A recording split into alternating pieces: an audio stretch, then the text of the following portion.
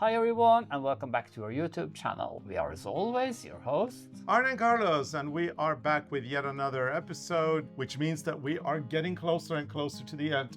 And the revealing of the design, of the full design, will soon be disclosed. yeah, of the Christmas stocking that we do as a Knitalong. Yeah, in the meantime, every day we are coming in, we are, digressing a lot.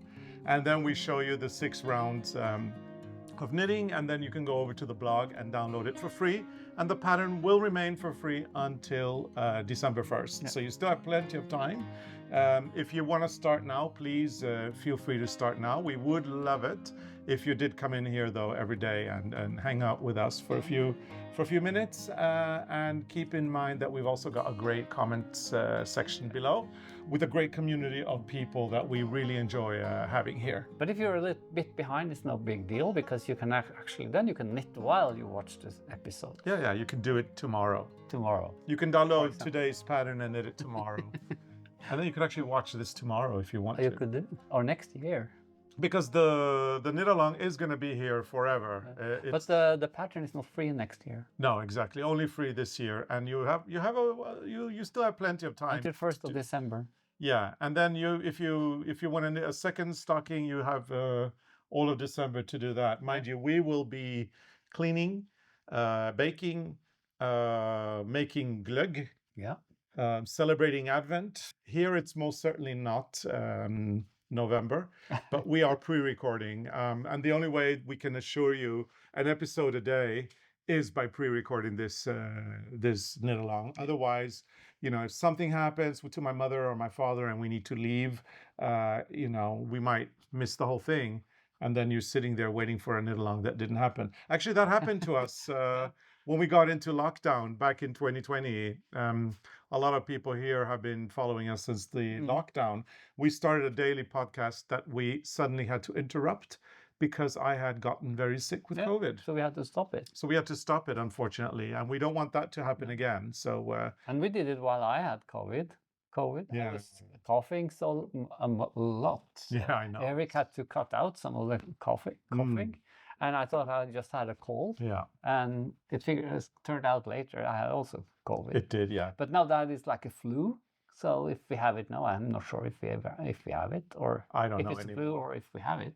Nobody tests in Norway anymore. No, it's like the government even here recommends us not to. So, but now we're whatever. fit and we are knitting and we are cleaning and we're doing so much stuff. And we talked about this jar, or what do you call it? Oh yeah, my jar. Jar, and we have still not found it. No. We have been looking all over, but as you said, if you look for something else, We'll find it. you'll find it. Guess what we found today? And you found something today because you were looking for a blue jar. Yeah, we so when we renovated, so we have a Venetian chandelier. It's in Murano glass. It's one of those very Italian Flowers everywhere. It's from the 1940s. It's got it goes like that down, but it also goes up, and it's got flowers. And actually, it's actually a fitting story because it has to do with the Christmas tree, doesn't it, Arne? It does, because was it last Christmas? No, it's 2 years. 2 years ago. And we had the Christmas tree upstairs, and I was supposed to take it down, and I thought it was stuck in the foot because normally it is, and I just took really hard. You yanked it out of the foot. And it flew up in the roof, and it took one of the flowers, and it broke. And I was so sad because it's impossible to find something like that in the right colors. And we went to Murano and Venice, and we brought the flower, we wrapped it up, and we brought it with us. And we came couldn't find back anything home. similar. No, we couldn't find anything.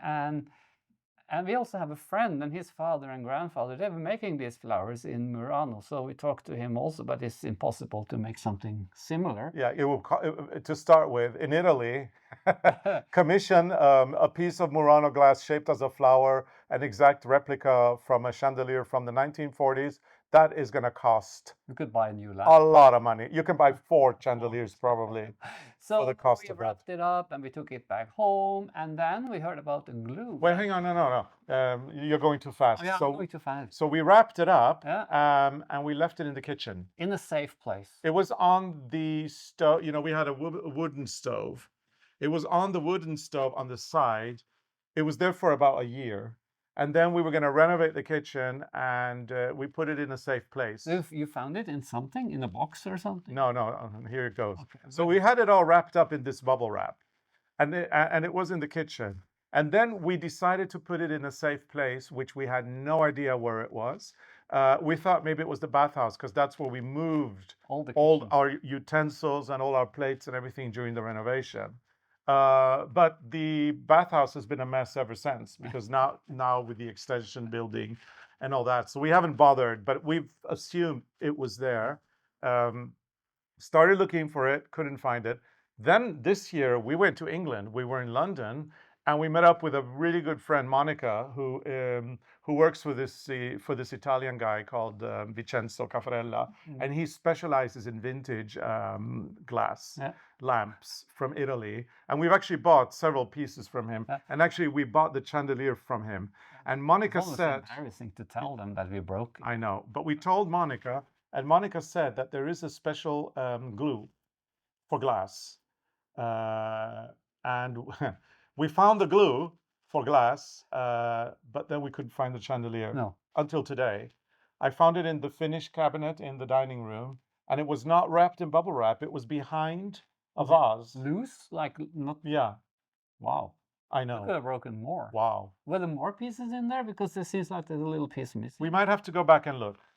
It's good that we talk about If not, we have to just fill it up with glue. Yeah, but you know, I mean, when we finish this podcast, I suggest we go to the Finnish cabinet in the dining room and check it out. Now you may be wondering, why is it called the Finnish cabinet, Arne? Because we found it in Helsinki, and it was perfect for a very narrow room, because we needed the cabinet next to a door, and you know, when you walk from one room into another room and you pass by the corner of a furniture, it's not so nice to have a sharp corner. So it was rounded, so it was perfect, and the width was perfect. Everything was perfect. Vinyl records. So we have hidden a record player in the cabinet, and we have vinyl records. Yeah, it's about 120 years old. It's from the beginning of the 20th century, but it's a copy of a Gustavian cabinet from about 1780, 1790, Swedish. And Sweden and Finland have a long relationship, as you know, they were part of the same country up until 1814. During the Napoleonic Wars in Russia and all that. So anyway, it's a beautiful copy of a Gustavian cabinet, which we call the Finnish cabinet, because we bought it. It's a souvenir in Helsinki. It was a souvenir, from Finland. So so that's where you found it. So let's go back to the Finnish cabinet. I'll show you exactly where I found it, and then maybe we'll do a little flashlight. Maybe and look in there and see if we can find the rest. But why it was not wrapped in bubble wrap anymore? I don't know. That's strange. I don't understand. Maybe one of us took it up to look at it and just put it in the probably me who put it back there and thought it was a safe place or something. Anyway, we've been looking for that for 6 months, and it turns up when we start looking for the blue jar. So we have to look for something else. Let's look for something else. Now, we do have a project that we're working on that is not knitting, and you may be familiar with our woodworking skills. Because we're so good at woodworking. Yeah, especially me. I'm the master of woodworking. The drill. And the drill. So if you want to see a professional in action, all you need to do is you need to Google the Advent Special from 2020 here on our YouTube channel and see me make a Christmas star in wood. So if you want more Christmas stuff. If you want to laugh, that's the one to watch. We should do this one on video. God. I have to make another one then. Because to put it this way, I never used a drill in my life. I did that episode and I've never used a drill again. So look, this is the alternative Christmas tree. It's coming up. I have now drill holes and put these plugs in, wooden plugs. Very nice. There's a lot of polishing. So this is, look, it's coming. It's like this. And now I'm working on a foot. It will be like a cross. So we're thinking of using this this year. We're gonna do a little shorts calendar here on our channel where we're gonna show reveal a new Christmas ball per day. Could be a garden. And we might actually do. Are we gonna paint it green? I'm going to paint it green. Hulk I was green? thinking about the green on the color behind us. Which is Farah Ball's Yeah. Hulk Or it should be green. maybe darker green. Look, put it behind us, in between. No, it could be. It's a nice Christmas tree. It's a nice. But This is a heirloom. I think when we die, there's a lot of family who will argue about this Christmas about tree. this Christmas tree because this is precious. Yeah, well, they're gonna argue about a lot of stuff in here, right? Yeah. But we're gonna. Oh, I'm stuck. Oh. I'm stuck too. We're gonna polish it a little bit more and put in some screws so we can hang the Christmas balls. And it doesn't take a lot of space and it doesn't shed. That's the good thing. But maybe darker green. Maybe, yeah. I have a little tin of green down by the bathhouse. That from Little Green. Yeah. And it is the kind of like a very dark olive green. Maybe that works. I'm gonna go pick it up and bring it here to you. Do you think a little tin is enough? Well, it's not a sample tin. It's Oh, it's bigger. It's a little bit bigger. Oh. I'll show you. Yeah, we can test it. And we can test it. Yeah. I'm gonna put the foot on and polish it, and maybe we could test the color. So this is fun. Absolutely. So yesterday we revealed 6 rounds. Arne had struggled a little bit with yesterday's, which is nice to hear. That someone else in this world Struggle. Well, that you of all people can struggle. I can. It is very good for the morale. You know, all of us who struggle all the time. Yeah, I'm glad to help you. Yeah, I can help you. And I checked, and you were knitting for more than 18 minutes. I have to say. I did. But I'm not going to say how much. I think. I don't want to humiliate you, so I'm not going to say how long, but it was longer than 18 minutes. It wasn't very long. Because on average, Arne has knitted these 6 rounds in 18 minutes in front of the camera, although his hands have been like that. They're under the camera. Probably you would be faster. Anyway, you are doing the reveal today. Well, it doesn't really matter. Yesterday we actually revealed it twice because you were very preoccupied with it. You started talking about it. We decided to reveal it immediately, and then we revealed it again, the usual, you know. So I'm going to reveal it now. Yeah. But I'm going to do it just up now. Because it's getting long, isn't it? It's getting long. But go up and then keep going up so people can see the whole thing. Or it can come from above. And remember, you can always download the pattern in our blog for free. So go there. And see. Carlos, you were right. Bells. You spoiled it yesterday. I'm so sorry. No, I think if you have the pattern, you could figure out easily. But it's not over yet. There's more coming. There's more coming, yes. And I have been looking for the mistake I thought I made. And? I'm not sure if I did it. Oh, good. Or maybe it's just where you changed the rounds. I don't know. So I think I don't care. Yeah. Maybe I should put on a duplicate stitch somewhere just because I said it. Because you're such a prolific knitter, I have a question for you. Yeah. So, do you remember? So both Arne and I have taken knitting classes on the machine knit, a knitting machine. Sorry, it's a knitting machine called Knitalong. It's German from the 1960s, and it's not. You don't punch a hole card or anything. You have to operate it by hand. You place the yarn on the needle. You place and you make and you have to do all the stitches, the knits, the purl. It is complicated. And we took classes with this amazing person called Ellie Tønneberg, who is the oracle of machine knitting in Norway. She's almost blind, and she could feel.